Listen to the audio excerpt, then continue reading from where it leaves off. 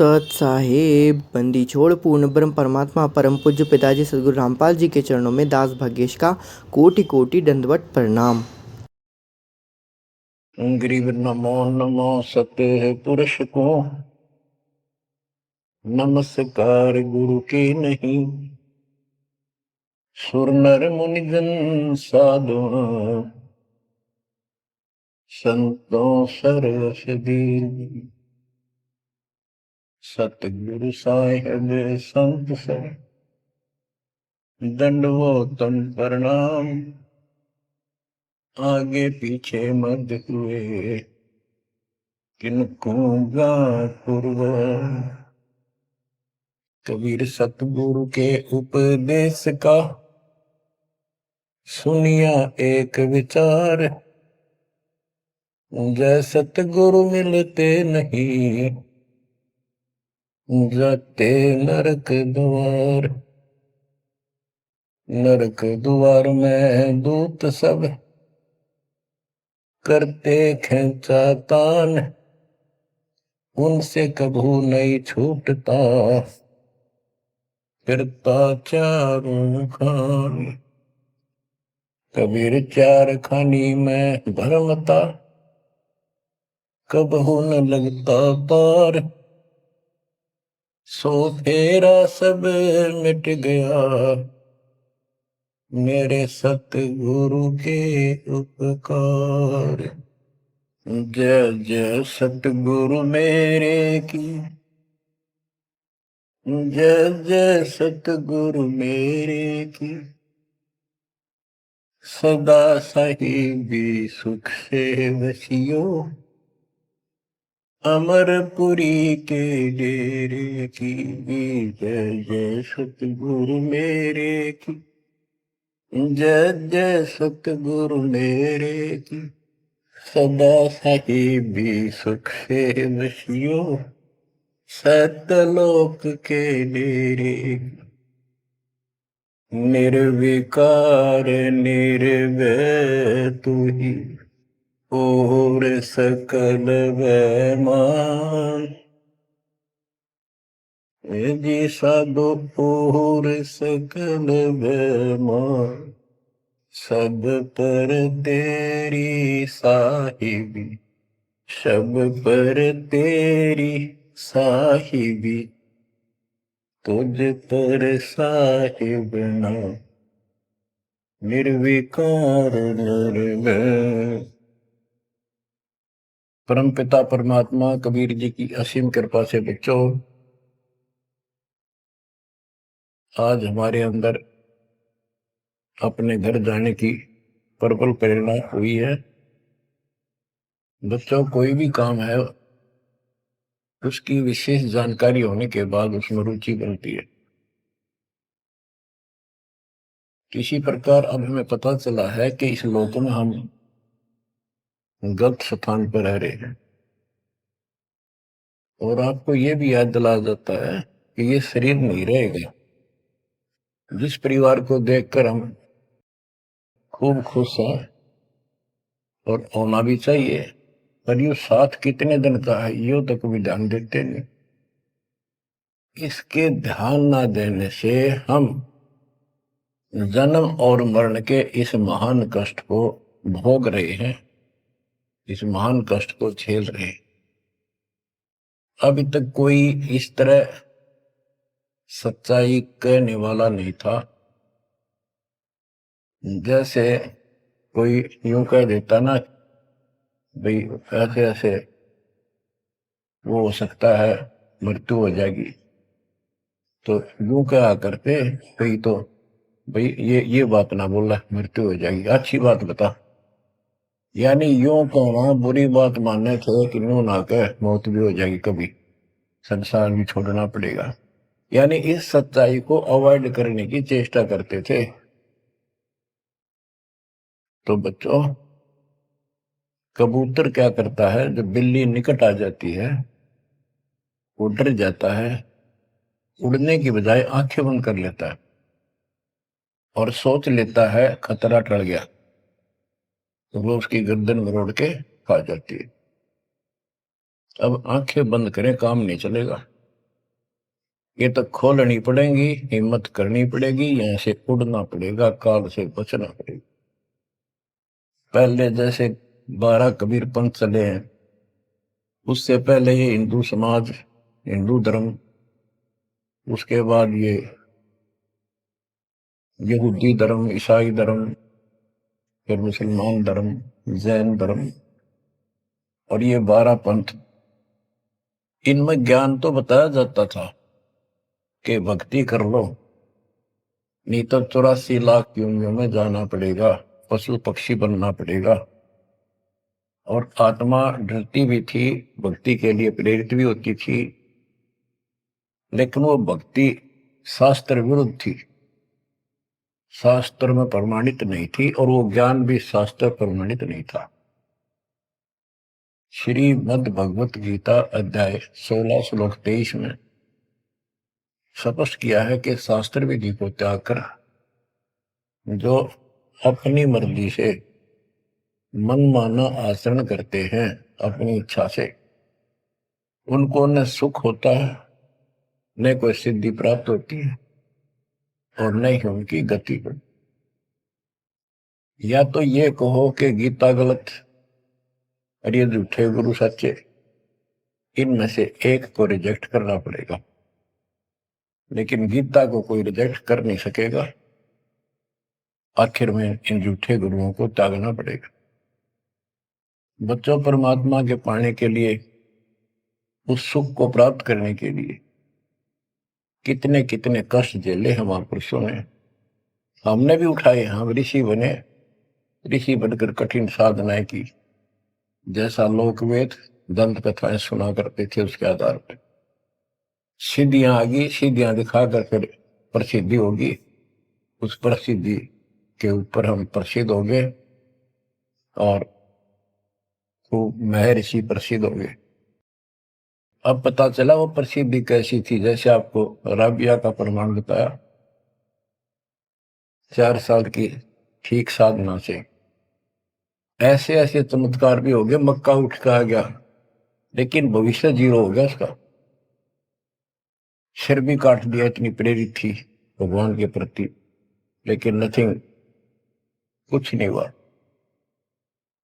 काम तो अब बनेगा जब बनवाया जा।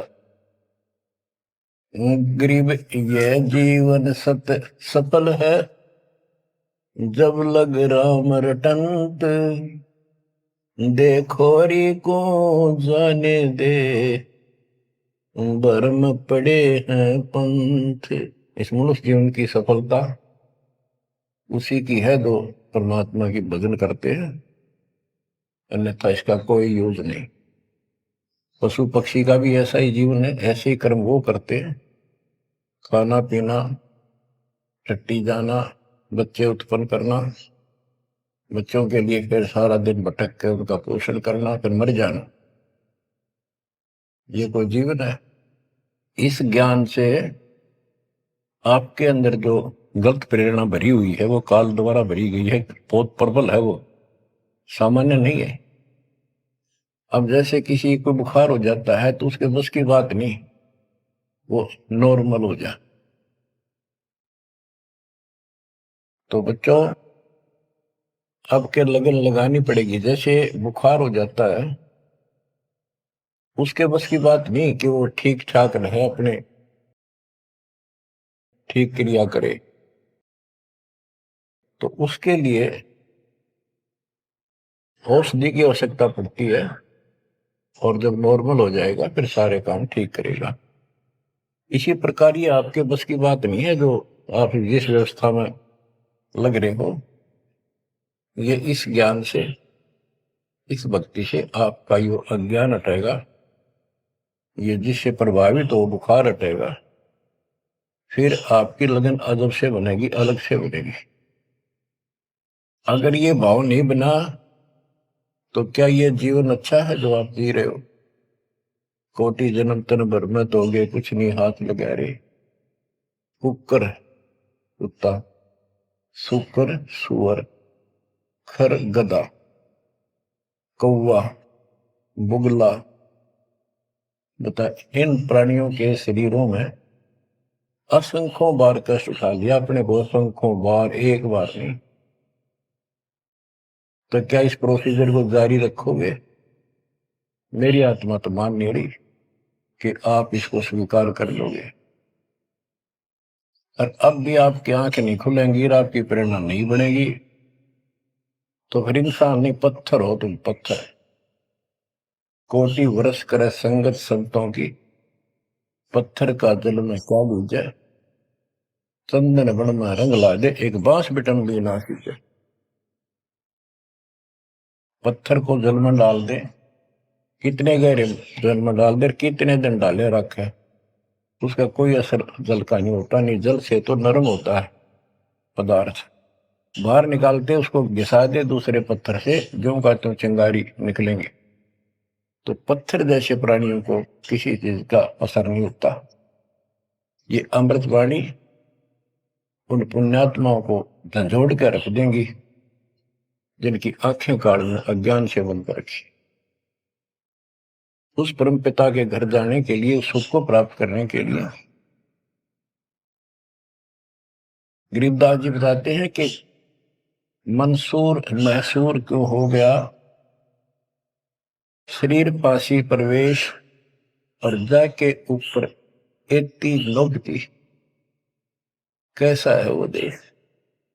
उस परमात्मा के सुख को, सतलोक को प्राप्ति के लिए, उसकी प्राप्ति के लिए टुकड़े टुकड़े शरीर करा दिया मंसूर अली जी ने, पीछे नहीं हटा। तो गरीबदास जी कहते वो सुख कितना होगा जिसके लिए शरीर भी खत्म कर दिया, कोई नो प्रॉब्लम। और ये शरीर तो आपका रहेगा नहीं, गारंटीड है। इसलिए बार बार याद दिलाता हूं कि हमारे ऊपर नशा जबरदस्त कर रखा काल ने।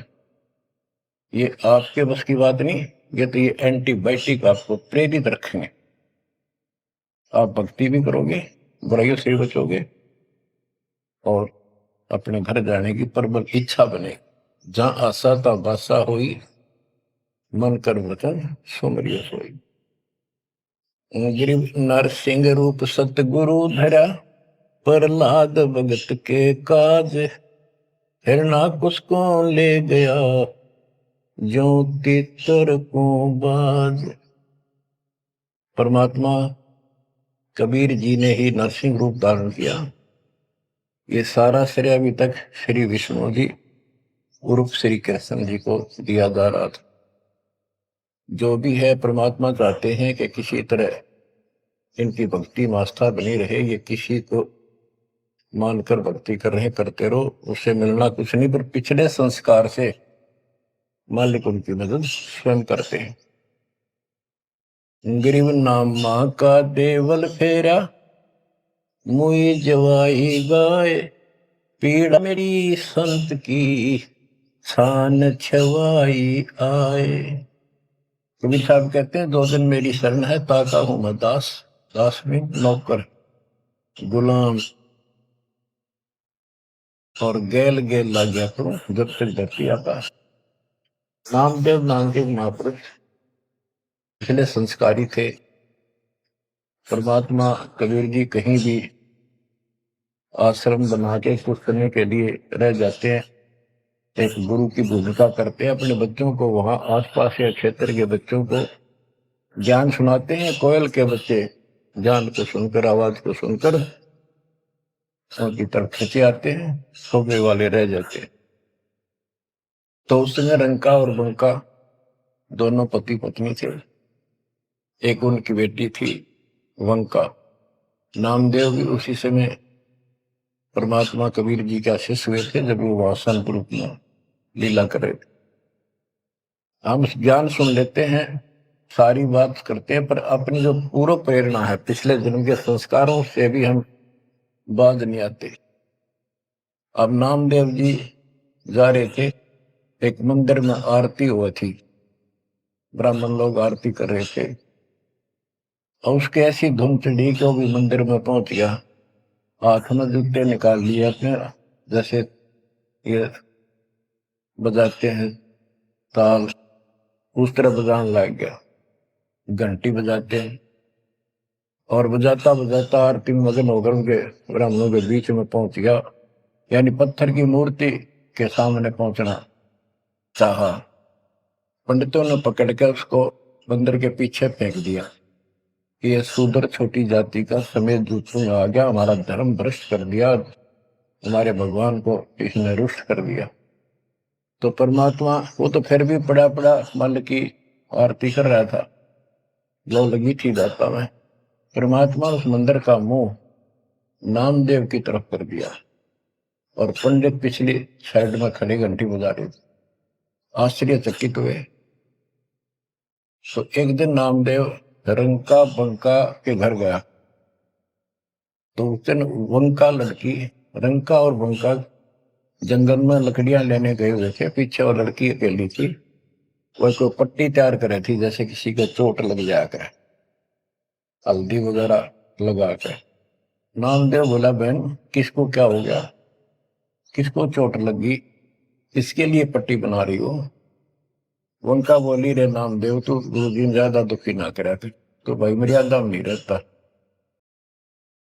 वहां के जरूरत है तेरे को जाने जिस मंदिर में, अपना मंदिर में जाना भगवान अलाउड थोड़ा कर रखा है, मानता नहीं तो तेरे लिए, तेरी इज्जत रखने के लिए गुरु जी तेरे मंदिर पे गए थे, हाथा चोट लगी भाई, उनका पट्टी बांधो। नामदेव गया, देखा तो सचमुच गुरु जी के हाथों में चोट लगी हुई है और उनका पट्टी बांध। हम भक्ति भी करते हैं पर अपने संस्कार फिर भी कोई न कोई अड़ाए रखते हैं, ये परमात्मा को परेशान करते हैं। आप अब आ गया है कति पीक टाइम, अब ये बात नहीं चलेगी। पहले तो चलो को रह गए, कोई बात ना, पैर पकड़ लिए भगवान ने, अब क्या फिसल गया पैर तो पता नहीं कहाँ पड़ोगे जाकर।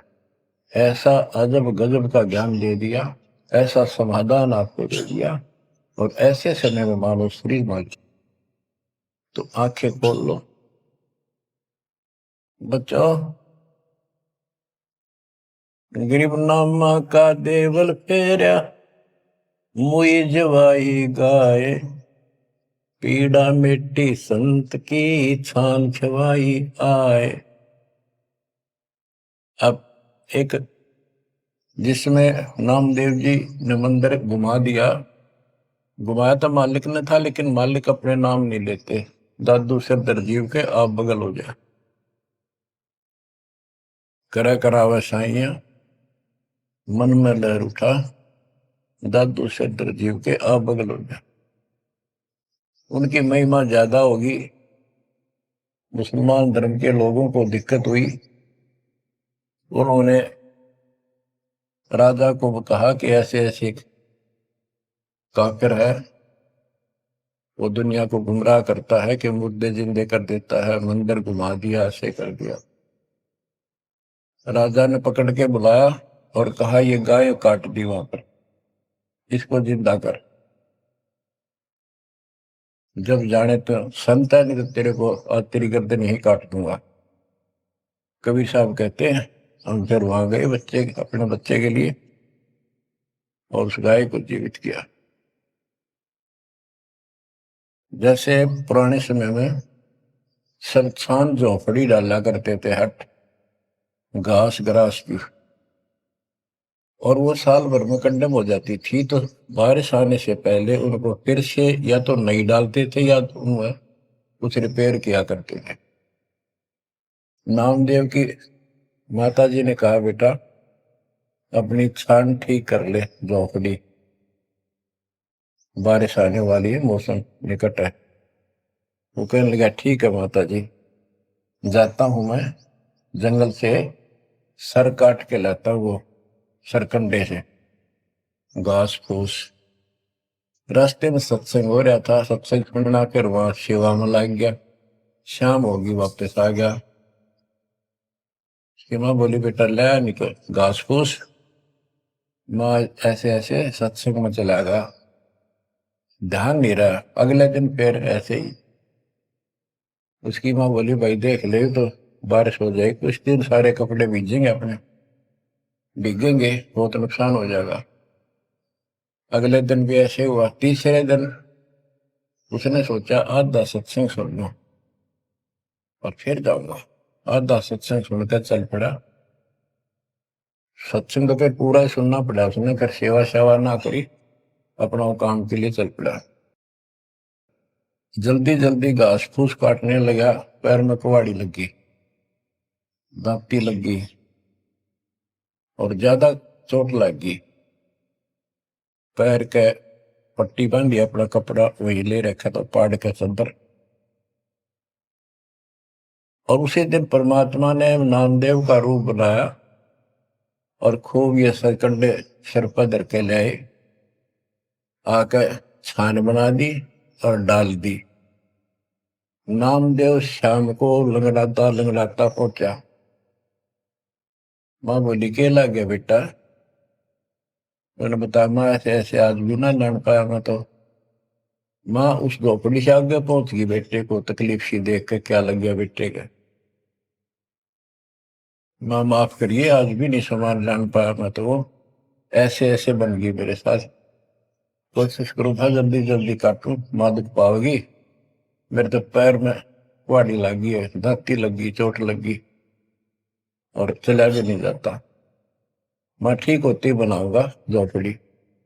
उसकी माँ उसके मुंह की तरफ क्या बेटा क्या बोल रहा है तू? तो अभी तो आया था झोपड़ी खुद बना के गया। बेटा क्या कह रही है, चोट कब लगी तेरे? नामदेव निकट आया, देखा ताजी झोपड़ी बना रखी है गजब के सरकंडे लाके। ऐसे तो आसपास की तो थे भी कोनी ऐसा घास फूस। नामदेव खूब रोया बैठे। मां भगवान थे, परमात्मा थे वो तो।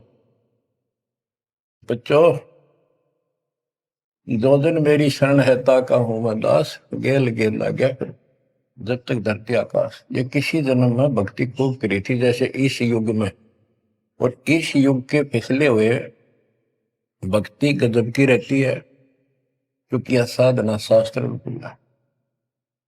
मोक्ष ना होता तब तक परमात्मा इनके साथ रहे, इनसे चमत्कार भी होते रहते, नाम भी हो जाता, पर काम तो ना बढ़ा, मोक्ष तो ना हुआ।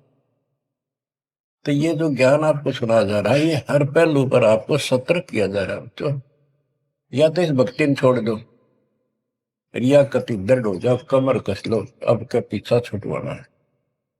ये लल्लो पत्तो बहुत होली। केवल हम सुख मांगते हैं, धन मांगते हैं, बेटा ना तो बेटा मांगते हैं और धन संपत्ति मांगते हैं। ये तो बिना मांगे दे देगा जब दिल डट गया आपका। डर रहे तो कोई भी काम है दृढ़ता के साथ होता है। धीरे धीरे रे मना, कबीर साहब कहते। कबीर धीरे धीरे रे मना, धीरे सब कुछ हो, माली सींचे सौ गुड़ा, फिर तो आए फलो। आज पौधा बोया है आम का, अगले दिन नहीं लगेंगे फल उसके, महीने 20 दिन में भी नहीं लगेंगे, वर्षों उसकी सेवा करनी पड़ेगी।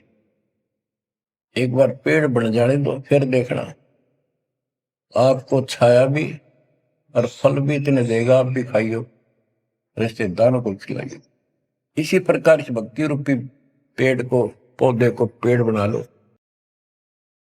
दास देख रहा है, दास ने शुरुआत जब की थी उनकी क्या स्थिति थी मेरे बच्चों की, भक्तों की।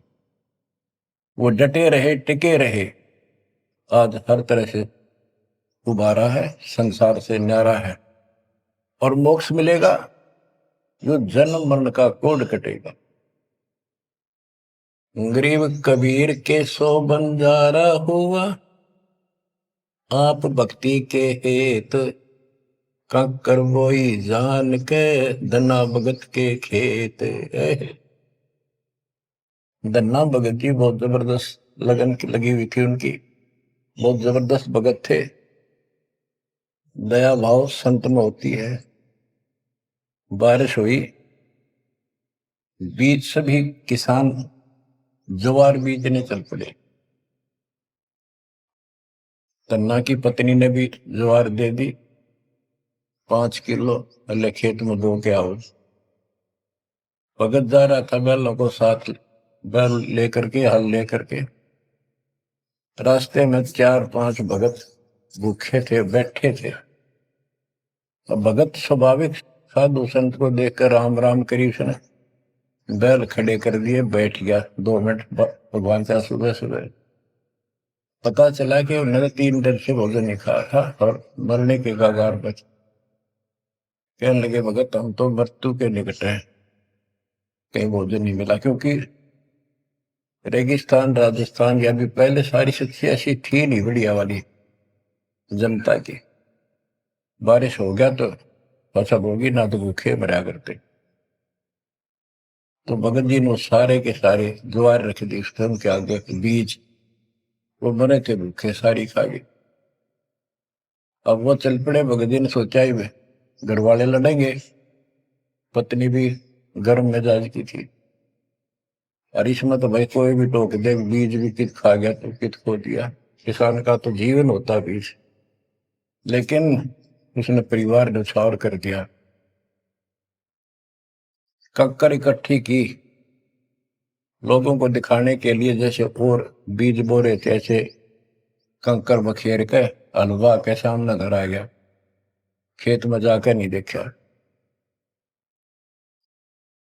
कुछ दिनों के बाद औरों का तो ज्वार गजब की उगरी, और भगत जी के खेत में तुम्बे मतीरों की बेल उगरी बिना गिरती, फिर मतीरे लग गए मोटे मोटे ये तुम्बे।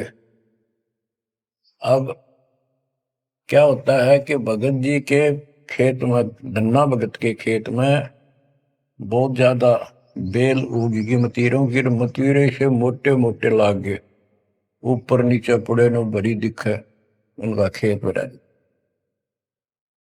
कुछ दिन के बाद क्या होता है कि बारिश ना होने से उस क्षेत्र में अकाल जैसी स्थिति होगी, वह ज्वार किसी का हुई, किसी की थोड़ी बहुत हुई, बिल्कुल नहीं हुई। तो वो तो बाद की बातें हैं। किसी ने जाके धन्ना भगत की पत्नी को बता दिया कि तुमने ज्वार नहीं बोई। वह बोली बोई, वो कहा हमारा भगत कि ना आपका तो मतीरे उग रहे हैं, ज्वार है ही नहीं। उसका दुख हुआ, ज्वार भी कित खा गया यो। तो वह गई, देखा सचमुच वहां तो मोटे मोटे मतीरे भरे पड़े। एक मतीरा यानी एक तुम्बा लेकर चाल पड़ी। धन्ना भगत को पता था कि बात आज बिगड़ चुकी है। उसके बाहर जाते ही भगत वहां आ जाते थे, उसके रहते नहीं आते थे। वह जल्दी वापस आ गई। धन्ना भगत ने सोचा था शाम तक आओगी, तो भक्तों से कहा तुम जाओ, बात आज गड़बड़ है। सिर पर मतीरा रख रखा, आते उसने मतीरा सिर में मारा धन्ना भगत का। धन्ना भगत जी ने थोड़ा बचाव किया तो धरती में लगकर फूट गया। फूटते उसमें ज्वार निकली जैसी बीज की साफ सुथरी भेजी थी। अब भगत जी तक टेढ़ा पड़ा, सिर बचाया, और वह देवी देख रही थी, कभी धन्ना भगत को कभी ज्वार को। तो वह बोली ये कहां से आ गई ज्वार इसमें। धन्ना भगत नहीं बोला। वह फिर खेत में गई, वह ज्वार उठाकर अंदर रख ली। वहां जाके देखा कपड़ा बिछाकर मतीरे फोड़न लागी, ढेर लाग गया। गठड़ी बांध के चल पड़ी, ढोण लागी ज्वार। अरोरा की ज्वार कति कंडम सी होगी, वो ये को ना खड़ी तो रही, पर बस उसमें बीज नहीं बना, सूखी सूखी सी खड़ी। अब वह 3-4 गठड़ी 5-6 गठड़ी ले आई भर भर कर। भगत बोला जितनी आपने अपनी होनी चाहिए थी ना तेरे खेत में उतनी रखना, ज्यादा ना लेना भगतमती ने। बोली तू तो ऐसे करा कर, भगवान ने दी है सारी लाऊंगी। वह गठड़ी भर कर चाली, जब उसका कोटा पूरा हो लिया, वहां तक तब बोझ मरती आई बाहर खूब लग गया। उतारी तो सारा फूस बना पाया, एक फेर लाई वो भी नहीं हो गया, हार के बैठ गई। फिर धन्ना भगत के खेत में ज्वार निकला, तुम्बों से ज्वार निकला, गांव इकट्ठा हो गया। भगत बोला भाई अपनी बांट लो थोड़ी थोड़ी, तुम सारे भूखे मन तो बच जाएगा गाँव। तो सब ने अपने हिसाब का थोड़ा थोड़ा ले लिया और फिर भी उभरती रहेगी। बच्चों, ये बातें कोई बनावटी नहीं है। जिनने भगवान के ऊपर समर्पण किया, जो भगवान पर समर्पित हुए, भगवान ने कभी उनका मारा नहीं। चारों युगों को देख लो, हमने किसका रखा मारा। तो बच्चों, ये महापुरुषों की जो कथाएं हैं आज अपने काम आऊंगी। आप एक बार लग कर देखो इस मार्ग, कोई जगह नहीं रहेगी आपको अगर मगर कर्ण की स्मरण को कति परमात्मा हर तरह से संतुष्ट कर देगा। दास अपनी एक कथा बताओगा। हम सुनते थे कि द्रौपदी का चीर बढ़ा दिया भगवान ने, पर ये नहीं पता था क्यों बढ़ाया था। वो तो अब इस तत्व ज्ञान से निखार हुआ कि कबीर परमात्मा ने एक लीला करके उसका लीर ग्रहण किया कपड़ा, और उसके कारण बढ़ा था। तो इससे कोई किसी को कहते वो मानता नहीं था, ये कोई बात है, कैसे हो सकता है, ऐसे नहीं हो सकता, वैसे नहीं हो। हम भी मानते थे कि चल ना होगा, पर भगवान तो है और बहुत काम कर रखे हैं। मन मानता था भगवान कुछ भी कर सकता है, क्योंकि आस्था जब भी बनती है जब ये भावना बढ़ जाएगी परमात्मा जो चाहे सो कर सके। उसके सामने इम्पॉसिबल वर्ड नहीं है उसकी डिक्शनरी। आपको बताता हूँ, नाम ले लिया, 2-3 साल हुए थे बस। 1988 में नाम लिया, 1990 या 89 की बात है, 88 या 89 की। तो एक मकान बनाया, ऊपर मकान बना रखा है, उसके ऊपर एक गैलरी ही पूजा स्थल बनाया, 5.5 बाई 15 फुट का। उसमें एक गली में झांकी थी, खिड़की और विंडो, और एक अंदर आंगन की तरफ क्रॉस वेंटिलेशन बढ़िया था। तो जल्दी के कारण मैं बने बनाए वो लिया जगड़े पूजा स्थल, 2 मांझ का उनको पेंट करके लगा दिया। उनमें शीशे भी लगे हुए थे। एक शीशा टूटा हुआ था, एक शर्फ खिड़की का, वो डबल होते। मैं ये चढ़वा देंगे बाद में, जल्दी काम हो जाएगा।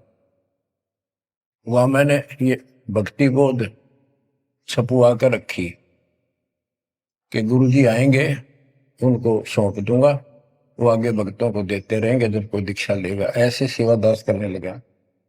क्या हुआ कि उस जो शीशा फूटा हुआ था उसमें क्या चूहे बढ़कर उनको काटने लगे।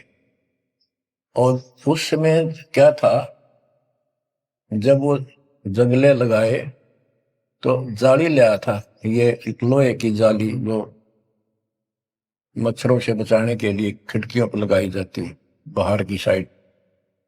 और वो गलती से वो गलत काट के दे दी। मैं वो साइज लिख के उस लोहे की दुकान पर दिया, भाई ये काट के तैयार कर दे, इनका बिल बना दे। मैं और सामान लेकर वापस आया, उसने बांध के लपेट कर रख रखी थी। मैं उठाकर चला पैसे देकर। आके मैंने कहा ले भाई लगाओ। तो ये बड़ा लड़का, अरे वहां किराएदार रहता था, वो बोले हम लगा देंगे। कील क्या सारी ला रखी थी, उन्हें सीढ़ी लगाई। मैं तो चला गया उनको कह के, शाम में आया तो कोई नहीं लगा रखी। पूछा भी कारण क्या था, क्यों नहीं लगाई। उन्होंने बताया कि छोटी है, बराबर में छोटी रहेगी, कम से कम 9 इंच छोटी। वो लिखा था मैंने 3 फुट 9 इंच, उसने 3 फुट काट दी। या नौकर ने देख के काट, या गलती लगी जैसे भी। फिर मैंने सोचा भी छोड़ो भाई, अब किसके साथ मत्था मारे जाकर, वो कहेंगे तेरी गलती है, आपने यही साइज बताया था। मैं इस चक्कर में नहीं पड़ा करता। मैंने वो उठा के स्टोर में डलवा दी। एक सीजन बारिश का ऊपर का उतर गया। हाँ, फिर वो नित्यनेम छपवाई पुस्तक, फिर उसमें चूहे बढ़ने लगे। कपड़ा बांधा, कपड़ा काट दिया। ये मन में था कि वो जाली तक पूरी है नहीं। फिर दिमाग में आई, भाई ऐसे करो, इस एक खिड़की में दिक्कत है, इन जाली को ऊपर नीचे करके दोनों को एक में सेट कर दो। तो वही दोनों किराएदार, ये बड़ा लड़का, ये छोटा ही था, 12-13 14-15 साल का। तो मैं उनको कह के अपनी ड्यूटी पे चला गया। इनकी माता जी ने नारों ने वो वहां से निकाल के जाली स्टोर से नीचे डाल दी, भाई लगा दियो। इन शाम सी न लाई किता। मैंने आके पूछा, एक जाली ला रखी वह पूरी एक नीचे पड़ी। मैं ड्यूटी से आया शाम को 5 बजे। मेरे दुआई बात खटक रही थी, इन लगा दी होगी बच्चा ठीक से ना, मैं आप लगाऊंगा साथ लगकर। मैंने देखा एक जाली नीचे पड़ी, एक ऊपर लगा रखी, उसी पे जो शीशा टूटा हुआ था गिलास। वो गिलास लगवाने की टाइम नहीं मिल रहा था, क्योंकि दूर मेरी ड्यूटी थी, कौशली साइड में हेडक्वार्टर था, 77 किलोमीटर जाना था। ये ऐसा था ही, जुगाड़ करना चाहा था मैं, कर दे फिर आराम से कर लेंगे। तो मैंने अनारों से पूछा कि ये जाली लगा दी उन्होंने। अब ईब ला के गए, सवेरे की कह रही थी भाई ला दे, पर ध्यान नहीं दे रहा था यो लापरवाह। ईब ने देखा गाने वाला पापा के फटाफट बुला कर नील को लगवा दी। मैं बोला जाली ये और ले आए क्या? ये बोला नहीं और तो नहीं है, ये तो वही है जो ऊपर डाल रखी थी स्टोर में। मैंने ये सुबह आपके दादे इनको कह दी कि भाई ये रखी, लाओ जब ला दी। मुझे विश्वास नहीं हो रहा, तू सच्ची बता, ये बदलवा तो नहीं डाय इसको? और बोली बदलवा की थी तो लाई मुश्किल तो है, बदलवान का कित सही हो। मैं हैरान, मेरा विश्वास नहीं हो रहा। एक पूरी हो ही नहीं सकती, पूरी होकर के भी 6-7 इंच उलट टिकरी बराबर में मुड़ के 9 इंच वो बड़ी और 6 इंच और एक्स्ट्रा उसी साइड में। दूसरी देखी, दूसरी भी गए। फिर इसने डायमंड ढूंढ गया, बड़े लोग खेल खेल रहा था कितना। मैं बोला तू ये बता, ये जाली बदलवा के लाया है कि वही है? वही है, मेरी मां ने उतार के यहाँ डाल रखी थी, हमने ला दी। मैं मेरी कसम खा, कबीर साहब की कसम खा। बच्चों, वो दिन है आज, इतना गजब का विश्वास कर दिया जाता।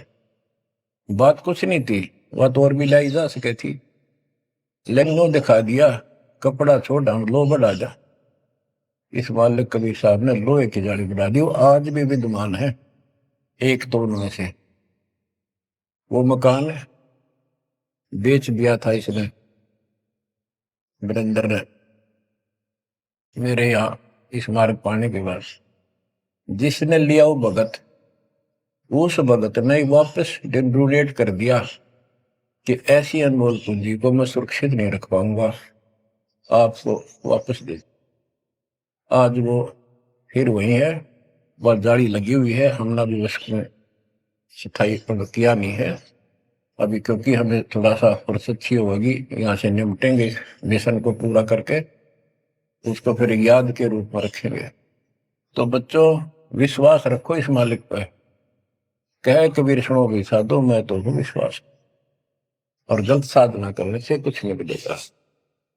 क्या बताते हैं, गरीब कबीर के सो बंजारा हुआ, आप भक्ति के हेत काकर बोई जान के, धना भगत के खेत। वहां काकर से अन्न हुआ, कंकर से, वहां काकर से अन्न हुआ, वहां केसों से हुआ कबीर, वार पार पावे नहीं गति कुछ गहर गंभीर। अब नकली गुरुओं के कारण ये सारा अध्यात्म ज्ञान नष्ट होया पड़ा था। उसके बारे में कबीर साहब बताते हैं, गरीबदास जी बताते हैं, गरीब विष्णु त्रिलोकी नाथ के परचे कोटि अनंत, भक्त वत्सल भगवान है क्यों निंद है संत। यानी भगवान में आस्था बनाए रहने के लिए परमात्मा ने इन पर विष्णु जी को निमित्त बनाकर लीलाएं की। कहते हैं इनको विशेष वो ना समझो, ये भी अच्छी आत्मा है, 3 लोग के नाथ हैं। अब जैसे कोई मंत्री है, उसकी भी पावर होती है, उसको ये कहना तो कुछ नहीं है, प्रधानमंत्री सब कुछ है, ये तो लड़ाई वाली बातें हैं। ये तो सतीथी बताई है, इनकी इतनी औकात है, इतनी ताकत है, उनकी इतनी है, इनसे हम दूर नहीं हो सकते और इनको एज ईस्ट पूज भी नहीं सकते कि ये करतार बने हुए हैं अपने आप। ये वो करतार नहीं जो होना चाहिए। गरीब करता ऊपर चोट है, कहते हैं करतार, मूल लह नहीं मूर्खा, गिनते हैं क्यों डारे। ओए होए। कि जितने करतार अपने आप बना रखे तुमने, राम कृष्ण विष्णु, ये फिर कितने बना रखे। कर्ता ऊपर चोट है, जो एक करतार को छोड़कर अन्य जो कर्ता बनते हैं उनकी दुर्गति होती है। रामचंद्र देख लो, सारी उम्र दुखी रहा और कर्ता बन रहा था, लोग भगवान के थे भी मान लेता था, आजीवन कष्ट रहा, अंत में सरयू नदी में जल समाधि ली, डूब का मेरा।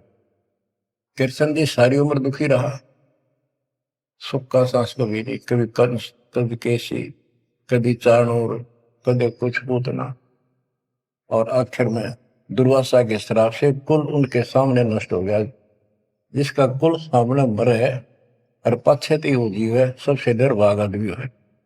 सब कष्टों को देख कर रो रो के टाइम काटा, आखिर में एक विषाक्त तीर से मारेगा, विषाक्त जहर से बुझे हुए एरो तीर से मारेगा। अब क्या बताते हैं, गरीब करता ऊपर चोट है, कहते हैं करता रे, मूल लह नहीं मूर्खा, गिनते हैं क्यों डारे। के मूल की पूजा क्यों नहीं करते, डालियों ने क्यों गिनते फिर हो तुम, कितने भगवान है, कितने टहनी है। मूल से सब कुछ होता है।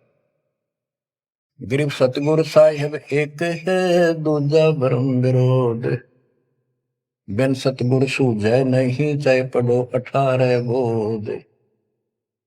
गरीब गल गोटा गुरु आखे ने, फांसी दे अड़ाए, द्वादश तिलक बनाए कर, चंपुर दे धकाए। कि ये इंसान का नाश करने, मनुष्य जीवन को बर्बाद करने वाले, ये बाह्य दिखावा करके द्वादश तिलक 12 तिलक बना लेंगे, कंठी माला पहन लेंगे, लाल कपड़े, बड़ी बड़ी दाढ़ी मूछ उठा लेंगे या घुटन घोट हो जाएंगे, मूड मुड़ा लेंगे। ये गलगोटा है, ये काल की फांसी लिए फिर रहे, झूठी साधना करवा के।